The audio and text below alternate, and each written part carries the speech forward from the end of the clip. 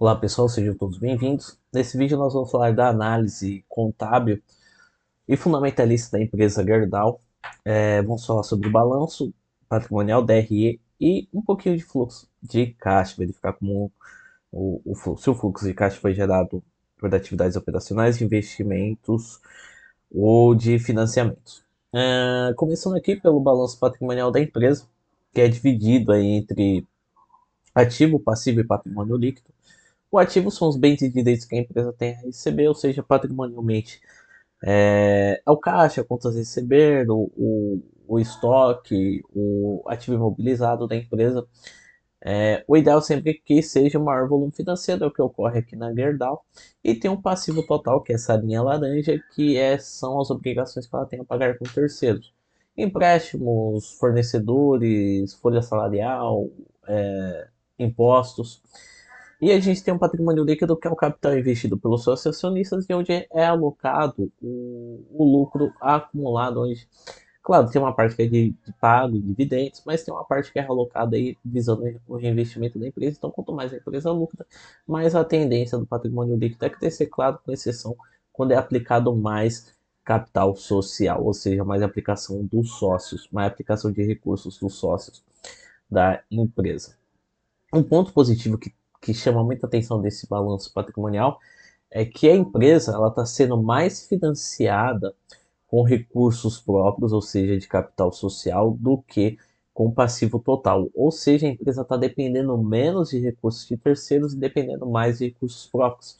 Isso é muito positivo porque a empresa não utiliza recursos de terceiros, não paga juros, ou seja, a empresa diminui a questão de despesa financeira da empresa e a empresa trabalha mais com recursos próprios do que com recursos de terceiros, que é uma situação muito rara hoje no cenário brasileiro. Então a empresa em questão de balanço patrimonial, a foto do balanço patrimonial da empresa está muito à frente de muitas empresas aí no mercado brasileiro. Bom, a gente tem um ativo circulante da empresa, é um subgrupo dentro do ativo. São recursos que a empresa visa receber aí no curto prazo, que são os próximos 12 meses, que tem a visão de geração de caixa aí para os próximos 12 meses. Eu separo aí as três principais contas, que é o estoque, contas a receber e o caixas e equivalentes. A empresa tem um estoque muito alto para atender aí a demanda que ela tem de metalurgia, né? O conta a receber está estagnado, o ideal quanto maior melhor, mas ele está estagnado, não está nem aumentando nem diminuindo, está numa média ali. E a empresa tem um caixa aí considerável, um caixa muito bom para a empresa depender menos de recursos terceiros e utilizar recursos próprios. E também é um recurso que está aplicado que gera aí receitas financeiras, aumentando o resultado da empresa. Bom, a gente tem um passivo. O passivo são as obrigações que ela tem a pagar com terceiros, é a parte negativa aí do balanço patrimonial.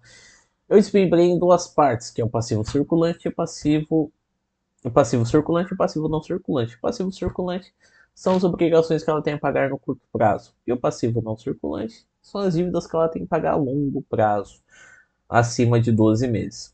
Visando a questão de giro e pagamento, o ideal sempre é que esteja alocado a longo prazo. Apesar que essa empresa, uma exceção, ela tem um passivo muito baixo em relação, visando a questão do patrimônio da empresa, então é uma situação que ela não se preocupa tanto, mas hoje ela tem o maior volume da dívida aí está alocado a longo prazo e o menor a curto prazo também é muito positivo. Uma conta que está alocado dentro do grupo do passivo, é um subgrupo dentro do grupo do passivo total, são os empréstimos. É uma análise bem parecida com o passivo. É uma conta que a gente tem que analisar com detalhe, porque é um capital que a empresa capta do mercado de bancos e financeiros, é um capital oneroso, que tem juros, né, de empréstimos e financiamentos. Como que tem juros, então a gente tem que olhar aqui no detalhe, verificar como que a empresa está fazendo o gerenciamento aí desses empréstimos. Bem parecido com o passivo, o ideal sempre que o maior volume seja alocado a longo prazo. A empresa, olhando para a questão do balanço total dela, ela tem uma aplicação bem pequena de empréstimos e financiamentos, olhando no total do patrimônio da empresa, mas a estratégia é bem positiva, o maior volume está alocado a longo prazo e o menor volume a curto prazo. Vamos olhar aqui um pouquinho do resultado da empresa. Vou falar um pouquinho de vendas, lucros e prejuízos. Ah, aqui, a partir de 2020, a empresa teve uma alta muito positiva de vendas, deu uma caída, deu uma correção aqui nos últimos trimestres e vem se mantendo estagnada aí, sem muita alteração, nenhuma alteração chamativa aí nos últimos trimestres. A gente tem o resultado bruto da empresa, a gente verifica a margem de lucratividade com seu principal produto, ou seja, verificar se, se todos os produtos em si agregados, se eles são lucrativos ou não são lucrativos. Teve aquela alta ali em 2020, que foi muito positiva, teve uma correção, e nos últimos trimestres vem mantendo uma certa média sem uma grande alteração visível. A gente tem o resultado operacional da empresa. Aqui a gente pega a empresa como um todo, utilizando outras ramificações, não só o ramo produtivo, mas também operacional, como despesas administrativas, despesas com uso e consumo, material de limpeza, folha, caneta, né, ali do pessoal do administrativo, impressora, computadores do pessoal do administrativo, ou seja, a empresa como um todo, além da questão produtiva, mas também a questão organizacional, a empresa como organização total, a gente verifica se ela é lucrativa ou não.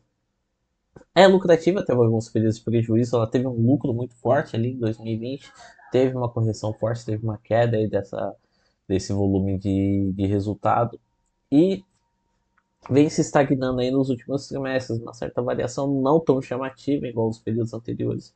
Vamos verificar se a empresa aí corrige para cima, visando o aumento aí desse resultado operacional. Bom, a gente tem um lucro e prejuízo do período, aqui a gente pega todas as receitas menos todas as despesas. Aqui a gente já envolve receitas e despesas financeiras, de empréstimos e financiamentos, e o imposto de renda e contribuição social. Aqui a gente verifica que a empresa também em 2020 teve um pico muito bom, um número muito bom aqui em 2020, mas vem em queda aí nos últimos trimestres. Vamos verificar aí se nos próximos a empresa apresenta uma recuperação, mas está numa tendência aqui bem próxima de prejuízo. Vamos falar um pouquinho aqui do fluxo de caixa da empresa.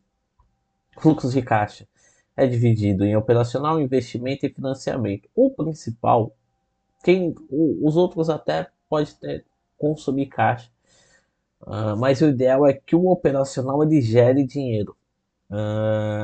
E é o que está ocorrendo aqui na Gerdau, 900 milhões aí, contra 831 milhões do mesmo trimestre do ano passado. Então, a questão da operação da empresa está gerando caixa, isso é muito positivo. A atividade de financiamento, a empresa fez aquisição de bastante ativo imobilizado, e de financiamento foi positivo aí, entrou dinheiro através das atividades de financiamento. O caixa está negativo, mas através de aquisição de ativo imobilizado, visando aí mais organização da empresa, visando o crescimento da empresa.